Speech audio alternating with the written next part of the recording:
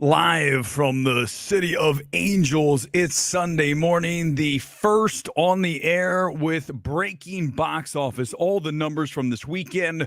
And as we get into the big story here on this Sunday morning, let's bring you back to Thursday night here on MMT when someone I know pretty well called this exactly how it happened this weekend. Have a listen. This is huge for Neon. I'm going to put this thing at $22 million. Guys, that is such a big opening if we get to this number. That's a number that Neon will be celebrating and popping bottles of champagne when that happens. It's going to be very close to that number. I will not be surprised. Bingo, $22.6 million for Longlegs. We were off by $600,000. But how about some love for MMT nailing the number on Longlegs while everyone else is like, what a surprise. Well, if you watch MMT, you know this is not a surprise. This film was set up perfectly by Neon. Now their biggest ever debut, already their third biggest film domestically ever. That tells you how expertly this thing was delivered to the marketplace with the marketing. And you look at the promos on this and the demos on this film. 18 to 34 made up a massive percent of the audience. 70% of the people were young.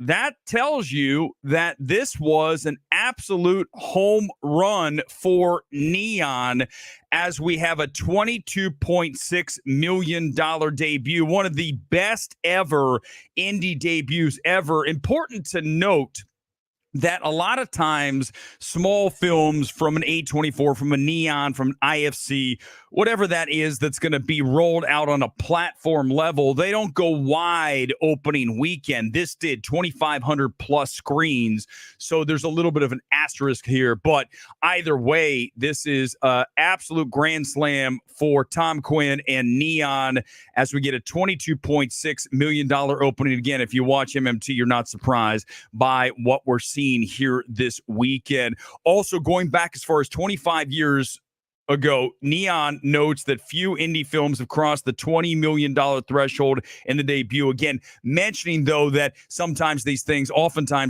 open in a platform release. Come in with comments. Did you see the movie? Did you like it? I'll get to a few here before we go. Tonight's the big story. This outperforming. We nailed it. We called it. Not a surprise. You guys, listen, this is why MMT destroys everybody else, because when we come in, we give you facts. We told you this film is not a masterpiece too, right? A lot of you saying, oh, this film isn't as good. Well, we tried to tell you that. When we came out of that early screening 2 weeks ago, when all you heard was, this is the scariest movie ever.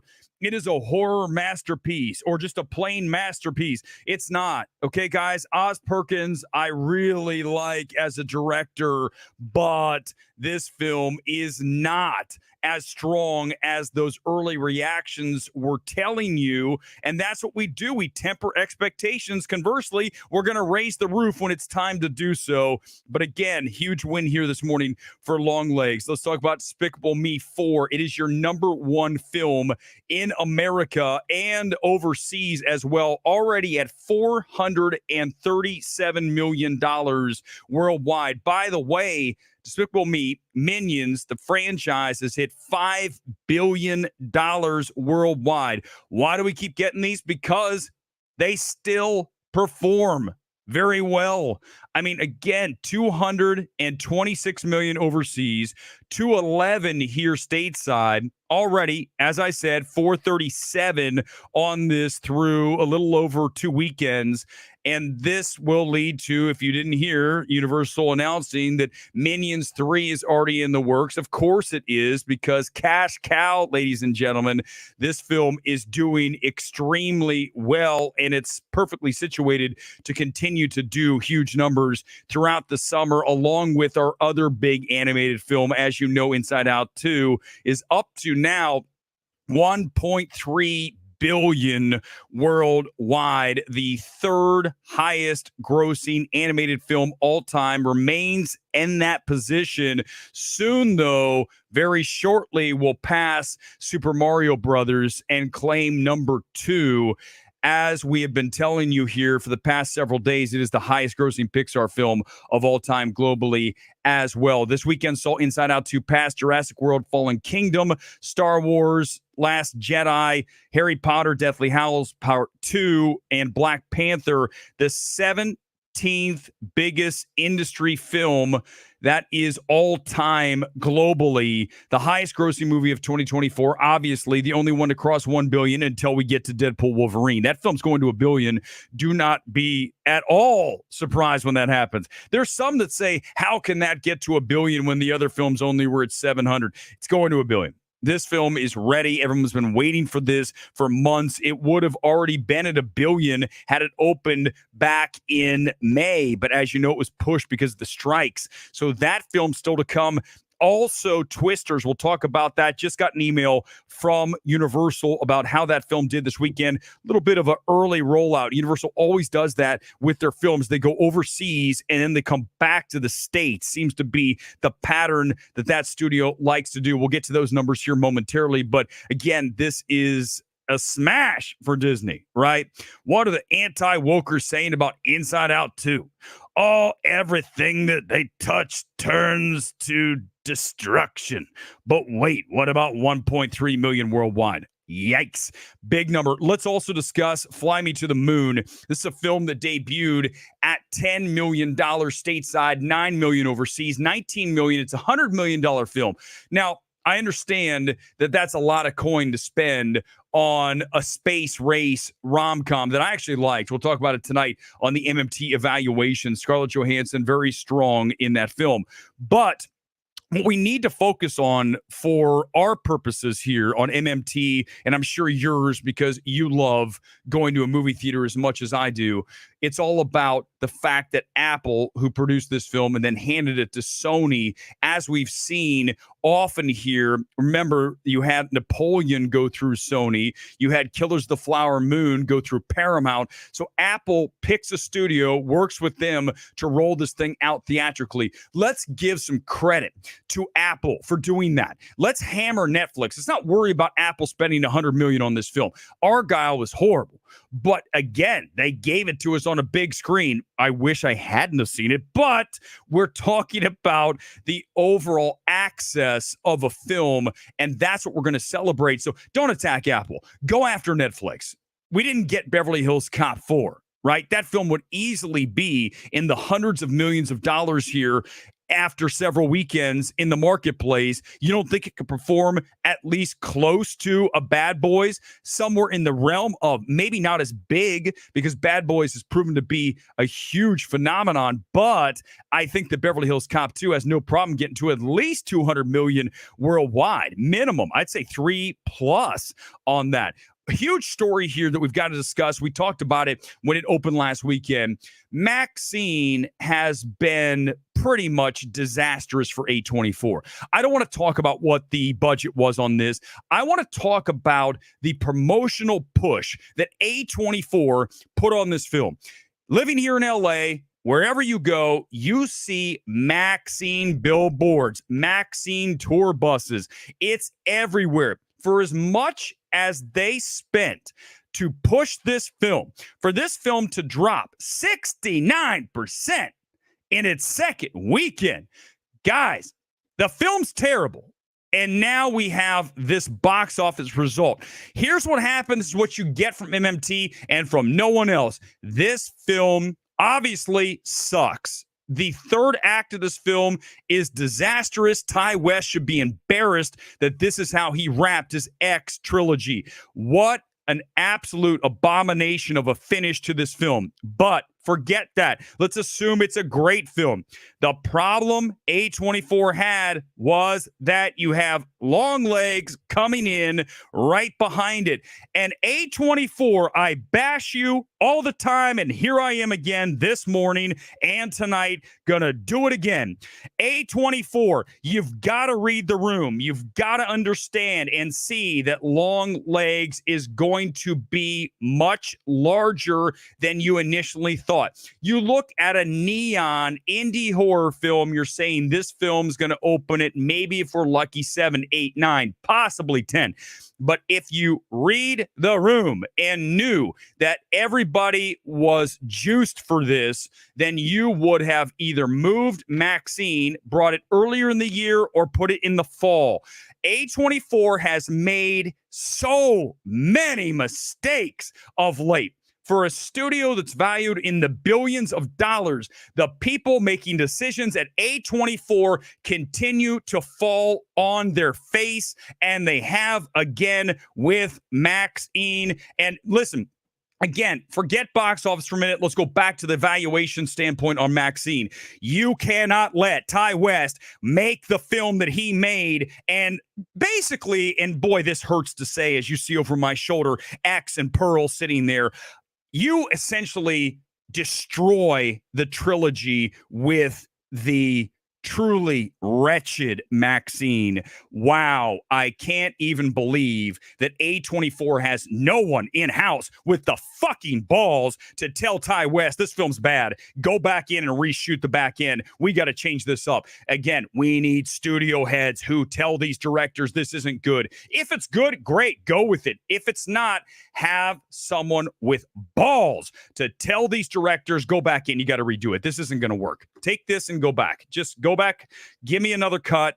If Mia's not available, then we're going to wait. We're not releasing this movie. This is terrible. Minus 69 proves it. Let's go to Twisters, and this just came in moments ago, so this number is really solid. I got to pull it up. The email is right here. Give me 1 second to get to it because it literally just landed moments before I started the stream. Twisters rolled out overseas, and let's get the number right now. $11.5 million on that. 38 markets. This was Australia, Mexico, Brazil, and a bunch of others. 8,266 screens. Now, here's some of the details on that 11.5, which doesn't sound like that big, but let me explain. Remember, this is a film that I believe can do really well in a Barbenheimer situation with Deadpool, right? Twist pool, whatever you want to call it. You're going to look at this film really hammering that 18 to 34 demo. We just saw that happen with Longlegs, and this film will do the same thing. And because I know that Universal has been bad about giving movies to digital fast. Look at Bike Riders, which is focused on Universal. They put that thing 15 days. You can't do that. I know they're not going to do that with Twisters. I wish that we had a guaranteed window lock on this, like Disney, 100 days, right? They're saying Alien Romulus is going to be 100 days. Universal hasn't done that. And I get back to, we'll talk about it tonight. I'm not going to do it right now because it's a tight stream. We're already long for this stream, breaking box office. When you look at, you need a studio, you need these theater chains to say to the studios, you've got to give me a window. This is, you're making the decisions. Those days are over. We're going to call the shot. And the shot is, you're going to give us a 60, 75, 90-day window. Old days, 90 days. I'll take 60. I'll take a 60-day window. In the negotiations, I'll start 75. I'll go to 60. We've got to get that done. And that goes back to Adam Aaron, a guy who makes $20+ million a year.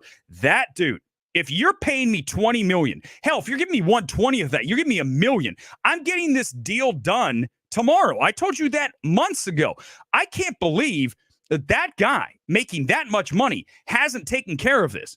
This is unacceptable. And AMC stock shows out there, get your heads out of your asses. Stop being cheerleaders and realize that your CEO has a job to do and he's not doing it. Back to Twisters.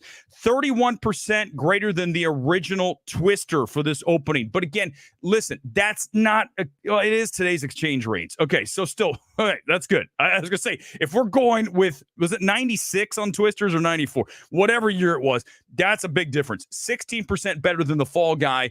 Thank God. I mean, Fall Guy was disastrous. I mean, it picked up a little bit, but still lost Universal a ton of cash. So we're going to see this film roll out this week. Reaction stream on Twisters tomorrow night live here, MMT, roughly 9 p.m. on the West Coast. That would be midnight movie talk on the East Coast. We'll have that for you here. Let's do box office top 10 on this Sunday morning. Thanks for being here. If you have not yet subscribed to the Midnight Movie Talk YouTube channel, do that. If you're watching on X, go to YouTube, search Midnight Movie Talk, and subscribe, like. And we always enjoy getting feedback as long as it's, positive. Here we go. Top 10. Despicable Me 4 is your number one film in America with 44.6 million this weekend, down 40%. It's a good hold. Longlegs, number 2 at 22.6, and the per screen average on that is 9,000. That is solid for an indie horror film. Obviously very big, one of the biggest we've ever seen, and a record for Neon. Inside Out 2 with 20.7 this weekend, down 32%. 572 stateside alone, 1.3 billion worldwide. A Quiet Place day one, over 100 million overseas, now at 116 million here stateside, down 43. And we look at Fly Me to the Moon, number 5 at 10 million, only about 3,000 per. But I hope that Apple/Sony leave this in theaters for a while. This is a film that, as a counter programming play, is solid. I want to see this stay in theaters at least through the end of August, even if it's just in a few theaters here and there. Because remember, the key to these films, the Bike Riders, the Fly Me to the Moons, these smaller films that the average person views as streamable, the key is you've got to lock them into a window so that they're not on Prime, on Apple TV Plus, on Peacock in 15 days, because then you reinforce what these moviegoers already know. The viewers at home are like, I'll just wait. It's going to be home in 15 days. I don't care. When you make people wait 6 weeks, 7 weeks, 8 weeks longer, that window, 75 days, we're talking about substantial amount of time. You are then going to retrain audiences like we had in the past. If you want to see this movie, you've got to go to a theater, or you're just going to wait for 2.5 months. We don't have that scenario anymore, and we need that. Bad Boys Ride or Die is number 6 at $184 million. That's stateside alone, down just 34%, but the numbers are low. It's 4.4 million. So remember, anytime those drops are lower, we're dealing with smaller numbers. So yes, of course, the drop's going to be lower when we're already down under 10 million. I mean, people don't understand that. They always talk about a drop. They're talking about that with Fall Guy. Well, it was already down. It's like at 3 million. So if it drops 20%, you went from 3 million to what the hell? They 2.2. I mean, guys, listen, not everyone can do this, because most people are biased. Most people are clueless. We're doing it right. We're kicking ass, and we'll continue to do so here on MMT. Horizon down and under 54%. One of the worst films, not just of this year, but of any year.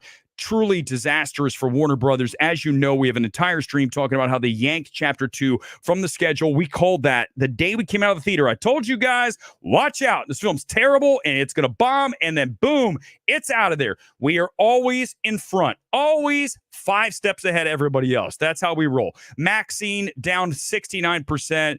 Again, couldn't have gone worse for A24. Between Longlegs, between the quality of the film, A24, you need to get your shit together, because it's falling apart. Neon's taking your asses out.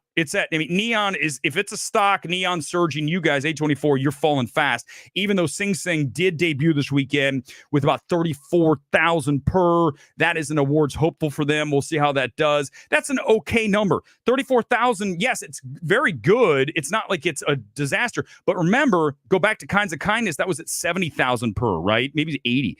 When you start talking about 34, you really want to see that from 4 locations to be closer to 50, 55, 60, 70. In the old days, we'd get 100 plus, maybe even 100 plus on a film that was platformed. Indian 2 was a debut with under 2 million, and Sound of Hope, Possum Trot, down 56% with a shade. I think it's under 10 million. I can barely read that number. All right, guys, that's going to do it here for this morning. A couple comments and we're out of here. But again, tonight, the big story will be Neon's successful launch of Longlegs. Why did it happen? Why did all the kiddos get excited about this film? Well, Again, the marketing was just perfect, and that's exactly why we get what we get. I watched it yesterday. Longlegs. Okay, listen, we're not gonna get into. We'll talk about that another time. I gave you guys my reaction to the film. The fact that me at 88%, which by the way is a B plus, I grade films once we start getting into percentages above an 85. We're going way up there for every percentage. 89 it's the Richter scale, guys. I say this all the time. When I'm talking a 95, the difference between a 95 and 94 is not just 1 percentage point. It's that much bigger. Richter scale. So listen, this film is, from a directorial standpoint, strong. From a screenplay perspective, interesting until we get to that last act. This is not a bad film. I'm not going to get in. That's 100% wrong. So if you're going to tell me Longlegs is shit film, God's will, you're wrong. I mean, there's no other way to spin this. Is it a masterpiece? Hell no. We told you that. Guys, that's what we do, but we're fair and objective. And that's why we bury certainly the anti-woke channels. They can't even do anything remotely objective. And that's the reality of what we do. We are objective, but also when it needs to be the case, we're going to absolutely gut a film like a Horizon that not just deserves to be gutted, but a director in Kevin Costner who someone has to get to before that film is released and tell that guy with an ego the size of, as we said, Alaska, when you're looking at a guy like that who literally delivers a film with quite literally zero directorial calibration, you gotta get in these directors' grills and say, this shit isn't good. I don't care if you're a quote icon, Costner. Not doing it again, guys. I already did multiple streams on Horizon. And this can't happen. We'll talk about that more tonight. That's going to do it for this morning. Breaking box office. I'm off to the beach again.